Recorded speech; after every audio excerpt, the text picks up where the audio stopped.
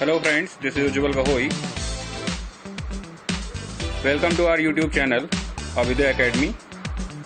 Please subscribe our channel and click on the bell icon so that you can get the regular updates. ऐसे dimension analysis करेंगे। Dimension analysis पे based question exam में ज़्यादा आते हैं, ठीक। और इसी का ही मेनली आप ऐसे मान के चलिए कि जितनी भी फिजिकल क्वांटिटीज के फॉर्मूले डिराइव करना, ठीक है, डायमेंशन कैलकुलेट करना एक अलग बात हो गई और इसको अप्लाई करना एक अलग पार्ट हो गया, ठीक है। तो एप्लीकेशन पार्ट किस तरह से डायमेंशन को यूज करेंगे, ठीक है, किस तरह से डायमेंशन को हम क्वेश्चंस में अप्लाई कर सकते हैं, वो पार्ट हमें इसमें कवर करना है, जिसे कहा जाता है एप्लीकेशन ऑफ डायमेंशन एनालिसिस, ठीक है। तो सबसे पहले आता है होमोजेनिटी ऑफ द इक्वेशन। क्या है homogeneity of the equation? Homogeneous का मतलब क्या होता है? Same proportion. होमोजीनियस का मतलब होता है जो यूनिफॉर्म हो, ठीक है, यूनिफॉर्म सिस्टम, ठीक। मतलब सारा कुछ जो सिस्टम में है वो एक यूनिफॉर्मली डिस्ट्रीब्यूटेड है। तो यही मतलब है होमोजेनिटी ऑफ द इक्वेशन का। मतलब जो भी आपकी इक्वेशन है वो होमोजीनियस होनी चाहिए। होमोजीनियस का मतलब जितनी भी आपकी डायमेंशंस हैं इस इक्वेशन में, जो भी आपकी है, चाहे m की बनी रहे, चाहे l की बनी रहे, चाहे t की बनी रहे, सबकी डायमेंशन पूरे इक्वेशन के दौरान होमोजीनियस या सेम होनी चाहिए, ठीक है। डायमेंशन हम क्या कहेंगे? वी कैन ऐड और subtract the same type of physical quantities और क्वांटिटीज विद सेम डायमेंशन, ठीक है। उसका मतलब यही है, ठीक है। किसी भी इक्वेशन में, in a equation all the dimensions of the same type, ठीक है, dimensions of the same type should have क्या? same value, ठीक है। मतलब अगर आप कहीं पर m की डायमेंशन है तो उसमें पूरी इक्वेशन के दौरान m की जो डायमेंशन होगी वो, मतलब उसकी जो पावर होगी वो सेम होनी चाहिए, ठीक है। L है तो L की पावर सेम होनी चाहिए, T है तो T की पावर सेम होनी चाहिए, ठीक है।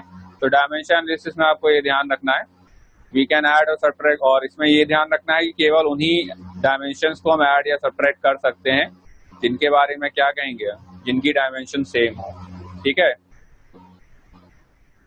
जिनकी डायमेंशन सेम होगी उन्हीं को हम ऐड या सब्ट्रैक्ट कर सकते हैं, ठीक। Quantities with different dimensions can not be added और सब्ट्रैक्टेड, ठीक है। डिफरेंट डायमेंशंस की जो क्वांटिटीज हैं उन्हें हम ऐड या सब्ट्रैक्ट नहीं कर सकते, ठीक। लेकिन ये ध्यान रहे कि ये जो है वो एक्चुअल में कहा जाए, ये कहा जा सकता है कि अगर डायमेंशन डिफरेंट हुई, ठीक है, तो आप डेफिनेटली उन्हें ऐड या सब्ट्रैक्ट नहीं करेंगे। अगर डायमेंशंस डिफरेंट होंगी, ठीक है, तो जो हम कहेंगे कि उन क्वांटिटीज को आप ऐड और सब्ट्रैक्ट नहीं करेंगे, ठीक है। लेकिन अगर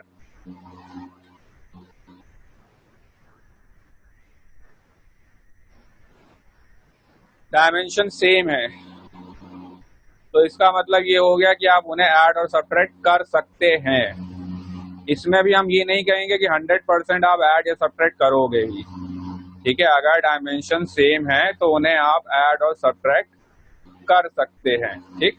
क्योंकि कई बार ऐसा हो सकता है कि दो अलग अलग फिजिकल क्वांटिटीज की जो डायमेंशन है ना वो सेम हो जाए। जैसे एग्जांपल की अगर हम बात करें, वर्क डन क्या होती है? यूनिट है पता किसी को? या डायमेंशन क्या होती है? ऐसा यूनिट क्या होती है work done? ml2t minus 2 ml2t-2, ठीक है, ml2t-2 ये हो गई ऐसा यूनिट या ये हो गई डायमेंशन, ठीक है। सॉरी, ऐसा यूनिट नहीं, डायमेंशन हो गई है, ठीक। टॉर्क, इसकी भी डायमेंशन यही आती है, ml2t-2, लेकिन दोनों जो है वो अलग अलग क्वांटिटी है। ये आपकी एक वेक्टर क्वांटिटी है और ये आपकी एक स्केलर क्वांटिटी है, ठीक है, समझ रहे हो ना आप? ये स्केलर क्वांटिटी है और ये वेक्टर क्वांटिटी है, ठीक। और दोनों की डायमेंशन हम क्या कहेंगे? सेम है, लेकिन आप दोनों को ऐड या सब्ट्रैक्ट नहीं कर सकते। क्यों? क्योंकि दोनों क्वांटिटीज अलग अलग हैं, ठीक है। तो वही लिखा हुआ है, it is possible that two different physical quantities have same dimension, for example work done and torque. If dimensions of all the physical quantities in a given dimension equation are not same, that means equation is incorrect.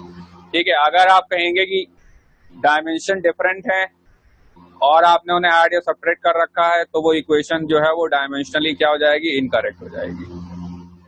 ठीक है, अगर आपने किसी equation में हम क्या कहेंगे, ऐसी क्वांटिटीज को ऐड या सब्ट्रैक्ट कर रखा है जिनकी डायमेंशन डिफरेंट है, तो 100% वो इक्वेशन क्या हो जाएगी, डायमेंशनली इनकरेक्ट हो जाएगी.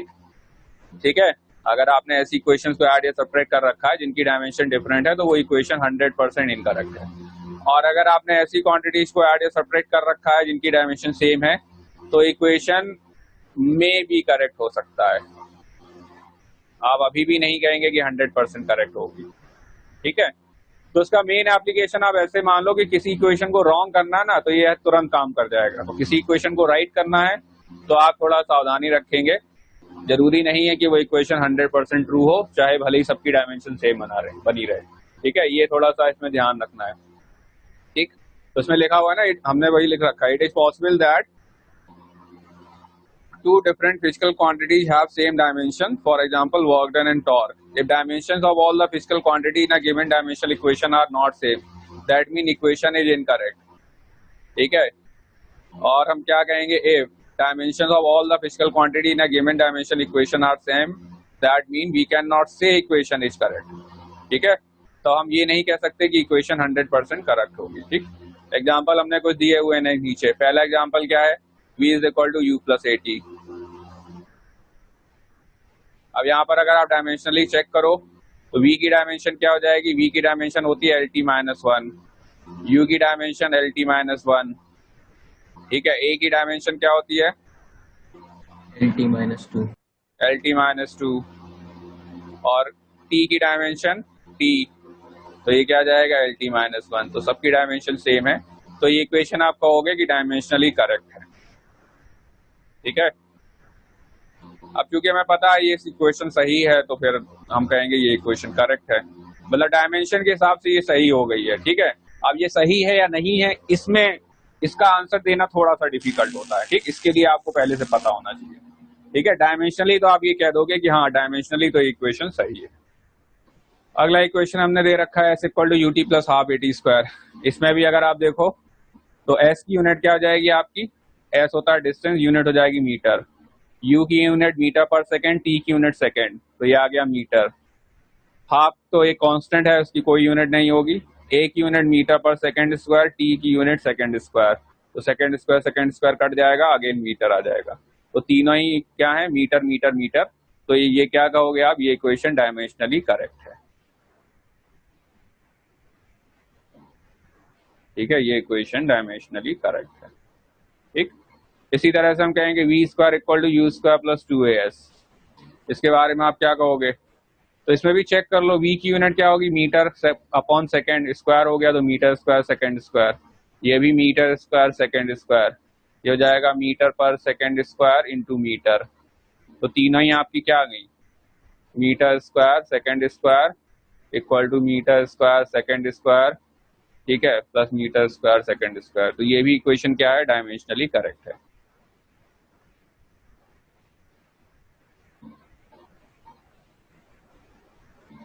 ठीक, ये इक्वेशन आपकी डायमेंशनली करेक्ट है. ठीक, तो मेन पॉइंट आप ध्यान रखें.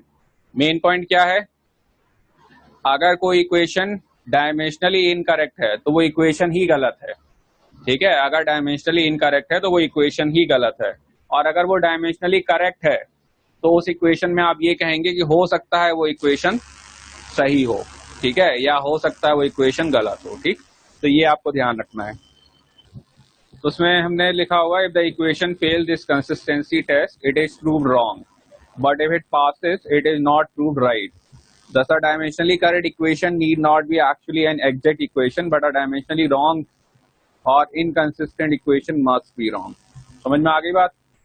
चलो ये वाला अगर आप देखो, क्या ये सही है equation, energy is equal to mgh plus half mv. Is the equation dimensionally correct? नहीं सर, नहीं होती. ठीक है, ये इक्वेशन डायमेंशनली क्या हो जाएगी, इनकरेक्ट हो जाएगी। क्यों इनकरेक्ट हो जाएगी? क्योंकि एनर्जी की डायमेंशन से मैच नहीं करता ये डायमेंशन। कौन नहीं मैच कर रहा है? mgh और half m sir half m भी नहीं मैच कर रहा, हाफ एम बी स्क्वायर होता तो हो जाता। हाफ एम बी स्क्वायर होता तो सही हो जाती है। एमजीएच होता भाई, एमजीएच पोटेंशियल एनर्जी नहीं होती है। Yes sir, yes sir. MGH potential energy होती ना, तो ये तो सही है। ये बस थोड़ा सा गलत है। क्यों गलत है? यहाँ हाफ एम बी स्क्वायर होता तो हो जाता। सेकेंड एप्लीकेशन आता है डायमेंशनल एनालिसिस का, deducing the relation among the physical quantities.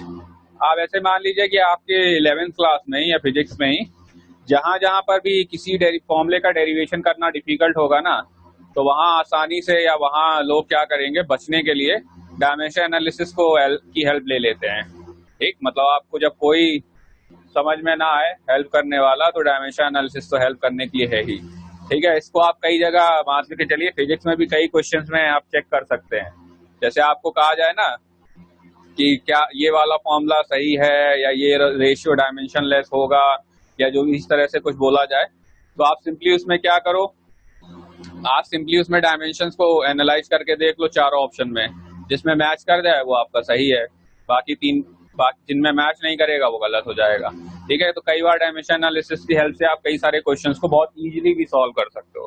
ठीक, तो इसका एप्लीकेशन क्या है, deducing the relation among the physical quantities. ठीक है, जैसे अगर आपको ये पता फॉर्मूला कोई डिराइव करना है, ठीक है, तो वहां पर किस तरह से आप डायमेंशन एनालिसिस को की हेल्प लेंगे, तो वहां आप ये ध्यान रखेंगे।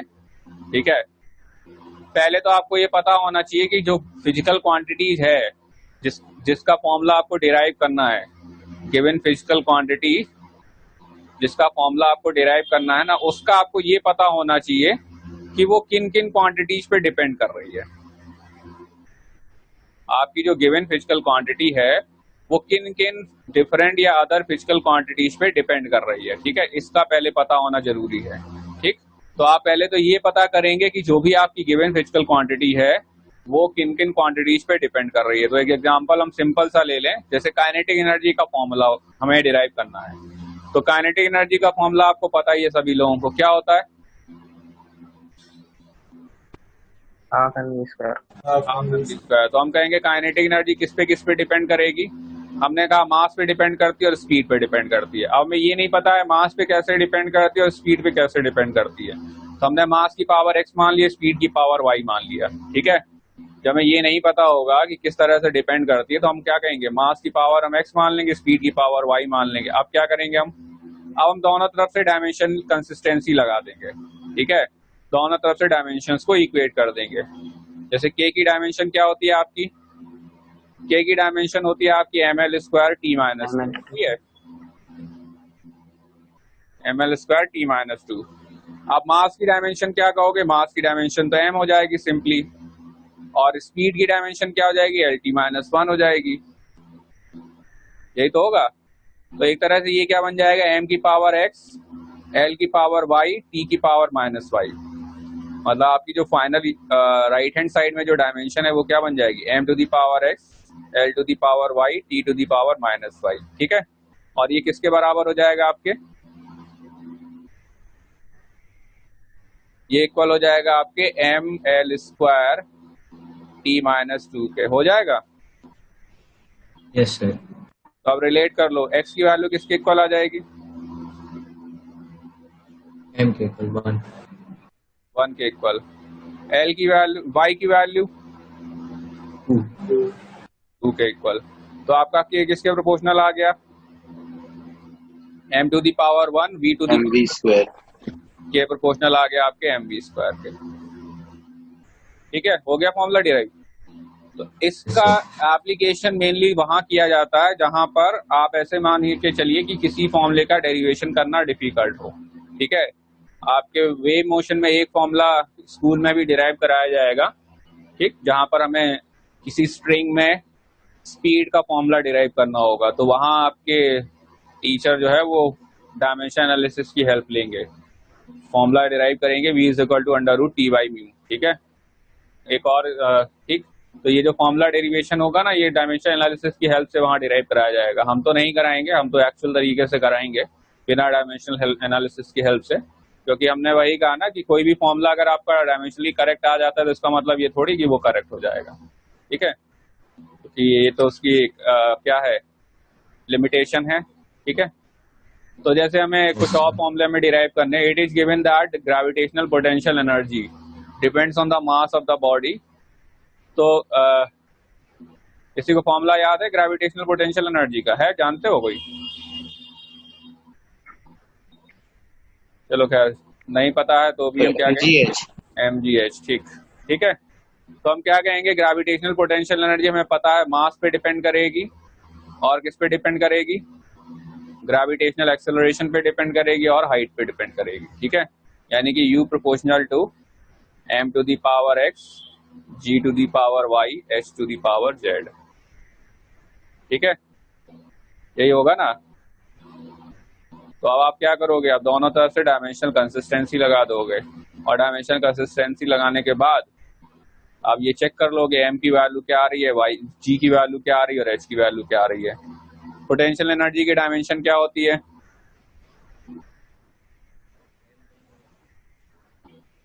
पोटेंशियल एनर्जी की डायमेंशन हो जाएगी ml square t minus 2। ml2 t minus 2। ठीक है, ml स्क्वायर t माइनस 2।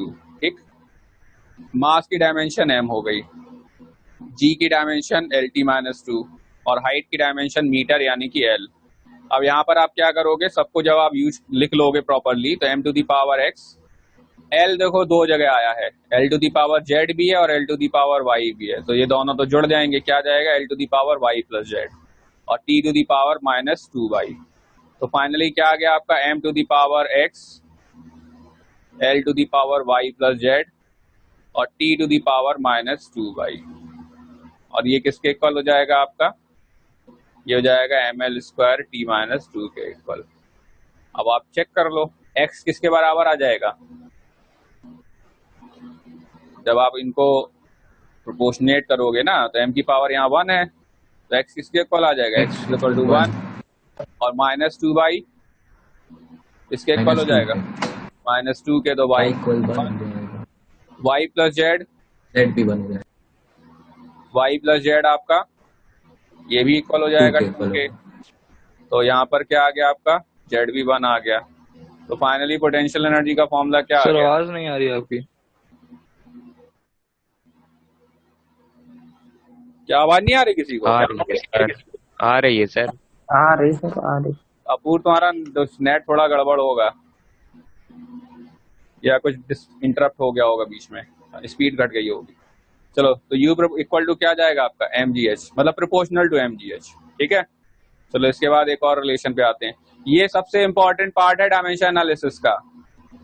ठीक है, फॉर्मूला डिड्यूस करना, ठीक, सबसे इंपॉर्टेंट पार्ट है ये आपकी डायमेंशन एनालिसिस का।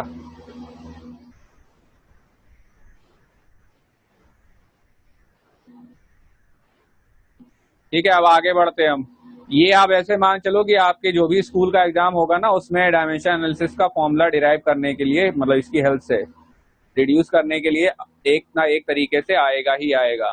ठीक है, अगला है, it is given that elastic potential energy of the spring depends on the spring constant and deformation of the spring, deduce the relation using above condition. ठीक है, तो हमें ये दिया हुआ है कि जो इलास्टिक पोटेंशियल एनर्जी है स्प्रिंग की वो किस पे डिपेंड कर रही है, स्प्रिंग कांस्टेंट पे डिपेंड कर रही है और डिफॉर्मेशन। स्प्रिंग कांस्टेंट को दिया जाता है k से डिनोट किया जाता है। हम इसकी यूनिट बता दें ताकि आपको मतलब पता ना हो तो। ठीक है, बाकी सभी लोगों को ट्राई करना है। स्प्रिंग कांस्टेंट की यूनिट होती है न्यूटन पर मीटर। ठीक है, k की यूनिट होती है न्यूटन पर मीटर और डिफॉर्मेशन यानी कि वो तो सीधे सीधे डिस्प्लेसमेंट हो जाएगा, मीटर हो जाएगा। ठीक है, जो ध्यान रखना है k की यूनिट आपकी होगी न्यूटन पर मीटर और x की यूनिट होगी मीटर। अब हमें रिलेशन डिराइव किसका निकालना है, पोटेंशियल एनर्जी का। तो क्या कहेंगे हम, u प्रोपोर्शनल टू क्या हो जाएगा, spring constant to the power x और deformation to the power y। ठीक है। पोटेंशियल एनर्जी की डायमेंशन आपको पता है, स्प्रिंग कांस्टेंट हमने बता ही दिया, डिफॉर्मेशन हमने बता दिया। तो सभी लोग जरा एक बार खुद से ट्राई करो और आंसर ये आ जाना चाहिए, x की वैल्यू 1 आ जानी चाहिए, y की वैल्यू 2 आ जानी चाहिए। करो सभी लोग। देखो पोटेंशियल एनर्जी की डायमेंशन क्या हो जाएगी, हो जाएगी ml²t-2। k की डायमेंशन क्या हो जाएगी, k की हमने बताया था न्यूटन पर मीटर, तो वो हो जाएगा mt-2। पावर कितना है x, और क्या, L की और power y। l to the power y। तो यहाँ बन गया आपका m to the power x, l to the power y, t to the power -2x। अब कंपेयर कर लो, तो x की वैल्यू आ जाएगी 1 और y की वैल्यू आ गई 2। तो सीधे सीधे क्या बन गया relation, u proportional to kx²। चलो कुछ एक दो क्वेश्चन हम Yes, sir. एनसीईआरटी से और उठा लेते हैं। 2.15, 2.16 और 2.17 तीनों ट्राई करने हैं। चलो एग्जाम्पल 2.15, ये हमें लगता है हम अभी डिस्कस कर चुके थे, हो गया ना था ये डिस्कस? यस सर, हो गया।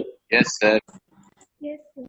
ठीक है, तो फिर इसके बाद हम आते हैं example 2.16।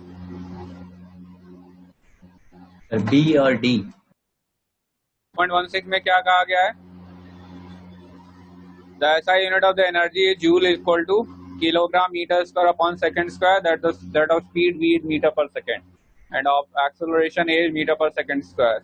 Which of the formulae for the kinetic energy k given below can you rule out the basis of the dimensional arguments? M stands for the mass of the body. तो k is equal to m square v cube, ये तो क्या हो जाएगा आपका, ये गलत हो जाएगा ना? Yes sir. ठीक है, ये जो है ये आपका गलत हो जाएगा। ठीक, ये वाला सही है, k equal to half m v square.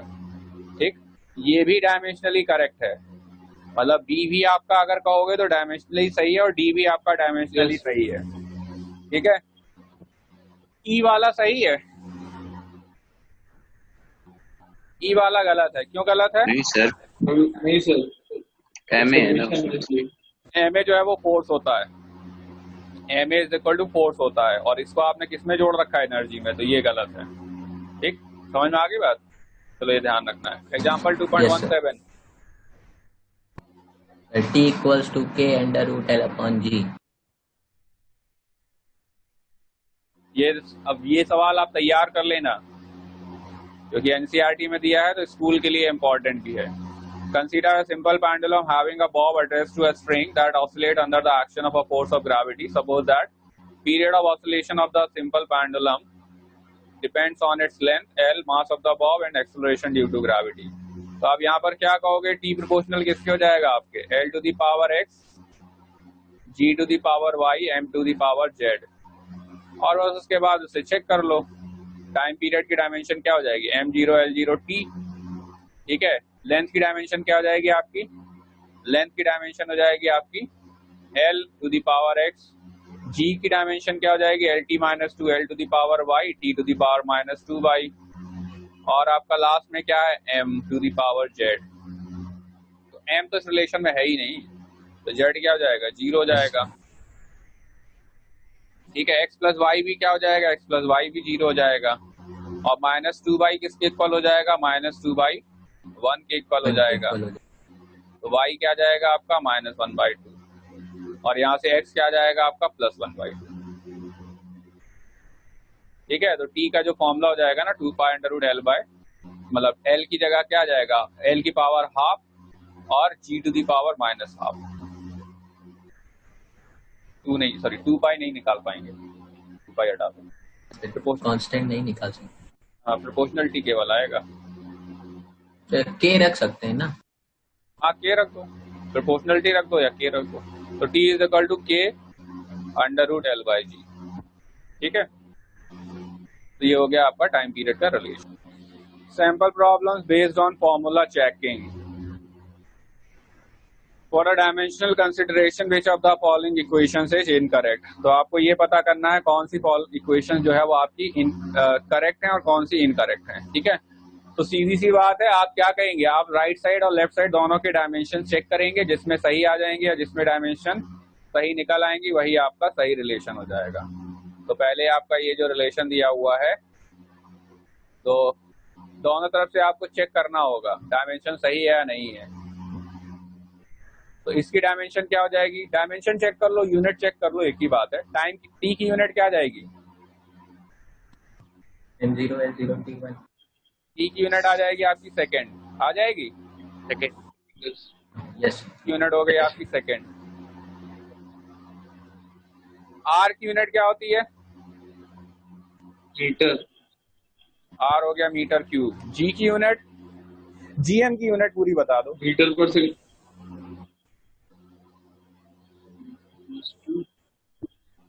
GM की यूनिट क्या आ जाएगी, जीएम की यूनिट हो जाएगी आपकी kilogram metre cube upon second square, और हमें लगता है किलोग्राम अपॉन में और आएगा ना। Yes sir. ठीक है, वैल्यू रख के देख लो, कुछ और करना नहीं है। मतलब ज्यादा हो जी की वैल्यू, जी की यूनिट आपको पता है, वो रख के देख लो। हमने ये फॉर्मूला लगा दिया है, जी M1 M2 upon R square. तो जी M1 की यूनिट हमने निकाल ली है, या आप चाहो तो G M1 upon R square की यूनिट सीधे निकाल लो। क्या आ जाएगी, सीधे आ जाएगी meter upon second square upon में केजी आएगा।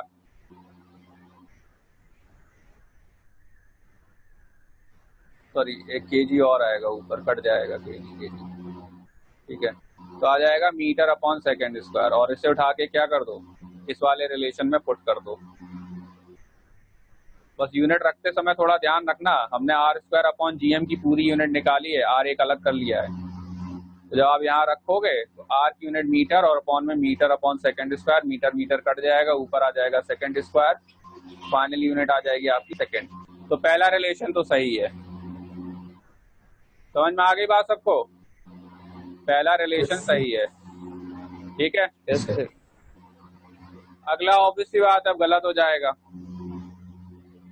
जब ये सही है तो ये कैसे सही हो सकता, फिर ये भी गलत हो जाएगा, फिर ये भी गलत हो जाएगा। समझ में आ गई बात। क्वेश्चन में कहा गया highly rigid cubical block A of mass m and side l is fixed rigidly to another cubical block b of the same dimension and low modulus of rigidity eta. ठीक है, such that the lower face of A completely cover the upper face of B. The lower face of B is rigidly held on a horizontal surface.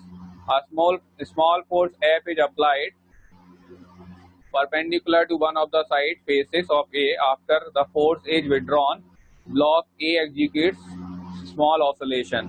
The time period of the which is given by. तो ये पूरी ऊपर वाली कहानी का आपको कोई मतलब नहीं है, ठीक है, कोई फर्क भी नहीं पड़ता। आपको सिंपली ये चेक करना है कि इनमें से किसकी डायमेंशन टाइम के इक्वलेंट है। ठीक है, आपको सिंपली ये चेक करना है कि किनकी डायमेंशन आपके टाइम के इक्वलेंट है। तो देखो, मास और लेंथ का तो सबको यूनिट पता होता है, ठीक, लेंथ की यूनिट आपको पता होगी, मास की यूनिट पता होगी। पंगा आता है इसमें कोफिशिएंट ऑफ रिजिडिटी में।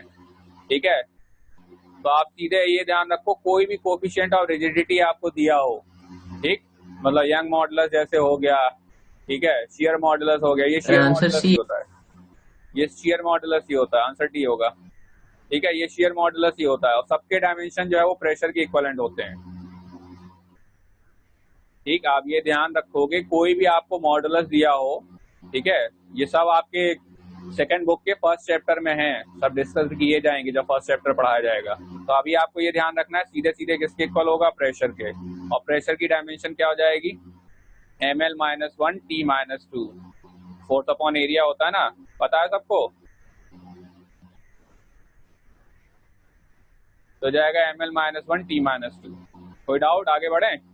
तो बस आप रख के चेक कर लो, सब जगह देखो m बीटा और l की है, ठीक है। तो आप ये चेक कर लो कहाँ पर आपकी डायमेंशन क्या बन रही है, किसमें आपकी डायमेंशन टाइम की इक्वल बन रही है। तो मास की डायमेंशन तो m ही हो जाएगी, और अब क्या है, l, लेंथ की डायमेंशन आपकी l है। ठीक, तो आप देखो, तो आप क्या करो, लेंथ से मल्टीप्लाई कर दो, मास से डिवाइड कर दो, और इनवर्स ले लो। बात समझ रहे हो भाई, लेंथ से मल्टीप्लाई कर दोगे तो पावर -1 0 हो जाएगी, मास से डिवाइड कर दोगे तो मास खत्म हो जाएगा, और टी को टी की पावर -2 ऐसे रिवर्स कर लो, तो रिलेशन बनेगा जाके m/eta l इसका अंडर। हम एक बार फिर से लिखे दे रहे हैं, आप थोड़ा समझ देख लो, उसमें आइडिया लग जाएगा। ईटा की डायमेंशन थी ml-1 t-2, ठीक है। m की डायमेंशन m ही हो जाएगी और आपकी लेंथ की डायमेंशन l हो जाएगी। अब आपको ये इस तरह से अरेंज करना है ताकि आपकी डायमेंशन फाइनली सब टाइम के इक्वलेंट निकल आए, यानी कि सेकंड के इक्वल निकल आए। आपको इस तरह से इनको मल्टीप्लाई और डिवाइड करना है। तो सिंपल सी बात है, इनको डिवाइड कर दोगे तो मास मास कट जाएगा और लेंथ को क्या कर दो, मल्टीप्लाई, ठीक है। तो t⁻⁻² बन जाएगा, मतलब ईटा l अपॉन m, ये हो जाएगा t⁻²। तो इसको अपन रिवर्स कर लो, ठीक है। क्वेश्चन में कहा गया है, डायमेंशन वाले क्वेश्चन में ये देखो, हो सकता है शुरुआत में आपको एक लंबी चौड़ी फालतू की कहानी दी जाए, ठीक है, जिसका आपके लिए कोई मतलब नहीं है, ठीक। तो आपको ये ध्यान रखना है, खुद डिसाइड करना पड़ेगा कि हमें क्या करना है क्या नहीं करना है। तो आप क्या कहोगे, एक स्मॉल बॉल दिया हुआ steel ball of radius r is allowed to fall under gravity through a column of viscous liquid of coefficient of viscosity. After some time the velocity of the ball attains a constant value known as terminal velocity. ये सब कहानी का कोई मतलब नहीं था, ठीक है। मेन चीज आपकी यहाँ से स्टार्ट होती है। Terminal velocity depends on the mass of the ball, ठीक है। ये क्या है, ईटा क्या है, ये है coefficient of viscosity, radius r and acceleration due to gravity g. Which of the following relations is dimensionally correct? ठीक है। अब आपको ये चेक करना होगा कि टर्मिनल वेलोसिटी इनमें से किस रिलेशन को सेटिस्फाई कर रही है। तो सबसे पहले आता है कोएफिशिएंट ऑफ विस्कोसिटी की डायमेंशन क्या होती है, क्योंकि बाकी डायमेंशन तो आपको पता होंगी, मास ऑफ द बॉल पता होगा, रेडियस पता होगा और जी पता होगा। केवल दिक्कत आएगी आपकी ईटा में, तो हम ये बता दे रहे हैं, इसकी जो डायमेंशन होती है, इसकी डायमेंशन होती है किलोग्राम अपॉन में मीटर सेकेंड। ईटा की आपकी डायमेंशन होती है, यानी कि कोएफिशिएंट ऑफ विस्कोसिटी की डायमेंशन होती है kilogram metre second, kilogram upon metre second, ठीक है। ये आपको ये पता होना जरूरी है, नहीं तो आप कर नहीं पाओगे, ठीक है। तो आप क्या करोगे, आप सबकी डायमेंशन लिख लो। इसकी आपकी हो गई किलोग्राम मीटर अपॉन सेकेंड, यानी कि m l-1 t-1। दूसरा क्या था आपका, मास ऑफ द बॉल, तो मास की डायमेंशन तो m हो जाएगी। तीसरा है आपका क्या, रेडियस, रेडियस की डायमेंशन l हो जाएगी। चौथा आपका क्या है, चौथा आपका g, इसकी डायमेंशन l-2 हो जाएगी, ठीक है। अब आप क्या कर लो, तीनों को कंबाइन कर लो, मतलब चेक कर लो कि किसमें किसके बराबर आ जाए। फाइनली आपकी जो डायमेंशन है ना, वो l-1 आ जानी चाहिए। आपको इस तरह से सबको मल्टीप्लाई और डिवाइड करना है। तो चाहे तो एक एक करके ऑप्शन चेक कर लो, चाहे आप इसी को देख लो, ठीक है। जैसे मास को हमें क्या करना पड़ेगा, मास में हमें डिवीजन करना पड़ेगा, मतलब इसको जो है अपॉन में लाना पड़ेगा, ठीक। हमारे हिसाब से आप सारी जो क्वांटिटीज है ना, इनमें रख के चेक कर लो, वो ज्यादा अच्छा रहेगा। आपको डायमेंशन सबकी पता चली गई है, जिसमें भी इस तरफ जो डायमेंशन है वो किसके बराबर आ जाएगी, l-1 के, वही आपका आंसर हो जाएगा, ठीक है। इस तरफ जो आपकी डायमेंशन है ना, l-1 हो जाएगी, वही आपका आंसर हो जाएगा। समझ में आ रही बात सबको। 35 देखो, 35 में कहा गया dimensionally consistent relation for the volume v of a liquid of coefficient of viscosity. Coefficient of viscosity की डायमेंशन अभी हमने बताई थी, cube of radius r, length l, pressure difference p, ठीक है। अब आपको चेक करना है, देखो पाई और 8 ये सब तो आपके क्या हो जाएंगे, डायमेंशन लेस हो जाएंगे। आपको मेनली किसको चेक करना है, p r⁴ ईटा l, इन सबको चेक करना है, ठीक है। तो क्या करेंगे हम, कोएफिशिएंट ऑफ विस्कोसिटी ईटा, इसकी डायमेंशन अभी हमने निकलवाई थी, क्या आई थी, ml-1 t-1, ठीक है। प्रेशर क्या आया था, प्रेशर की यूनिट क्या होती है, ml-1 t-2, ठीक है। r तो आपका मीटर हो जाएगा डायमेंशन, और क्या है, लेंथ और है, l भी क्या हो जाएगा, सॉरी l होगा, l भी आपका l हो जाएगा, ठीक। अब आप चेक कर लो, पहले वाले में डाल के दूसरे वाले में डाल के। तो पहले वाले में है पी आर, मतलब फाइनली जो रिलेशन आना चाहिए ना, वो l3 आना चाहिए। तो पहले वाले में p क्या है, ml-1 t-2, r to the power 4 यानी कि l to the power 4 upon में ईटा क्या है, ईटा है ml माइनस 1 t माइनस 1 और आपका क्या है l है, l हो जाएगा। ठीक, तो यहाँ से क्या बन गया आपका ml cube t minus 4 upon में क्या बन गया ml m t minus 1 t minus 2 है ना, माइनस 4 क्यों लिखे, t माइनस 2, तो m और t माइनस 1 क्या बच गया यहाँ पर l क्यूब t माइनस 1, क्या पूछा गया था, नहीं ये रेट ऑफ फ्लो होगा, ये l क्यूब t माइनस 1 होगा, गलत दिया है। ठीक है, ये जो है ना ये वॉल्यूम नहीं होगा, ये फ्लो ऑफ वॉल्यूम होगा। अभी चेक कर लेते हैं नीचे, देखो उसने क्या लिखा हुआ है, v जो है वो रेट ऑफ फ्लो है, वॉल्यूम अपॉन सेकंड लिखा है ना, इसीलिए गड़बड़ हो गया था वो। आंसर आपका ए मैच कर जाएगा, बाकी आप चेक करो, आंसर बाकी बी सी डी सब में जो है मैच नहीं करेगा, आप चेक करके देख लो चाहे। ठीक है, बाकी में भी आपका मैच नहीं करेगा। ठीक है।